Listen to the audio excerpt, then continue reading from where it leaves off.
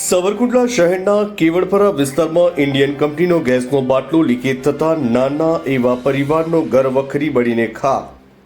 સાવરકુંડલાના ગાયત્રી મંદિર પાછળ ઓડ પરિવાર રાજુભાઈ જપલોટના ઘરે ઇન્ડિયન ગેસનો બાટલો લીકેજ નીકળતા પોતાની અનાજ ઘર વખડી બળીને ખાખ થઈ ગઈ. નાના એવા ઘરમાં ગેસના બાટલાના લીધે મોટું નુકસાન થયું છે. એક અતિ ગરીબ પરિવારોને આર્થિક સ્થિતિ નબળી હોય સરકાર દ્વારા સહાય કરી તેવી માંગ ઉઠવા પામી છે.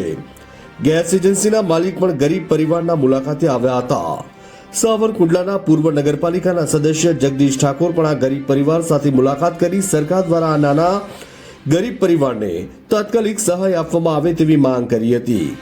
ગેસ એજન્સીના માલિકની રજૂઆત કરી કે તાત્કાલિક રાહત પેકેજ આપવામાં આવે તેવી માંગ કરી હતી. રિપોર્ટર સંજય વાઘેલા, અમરેલી.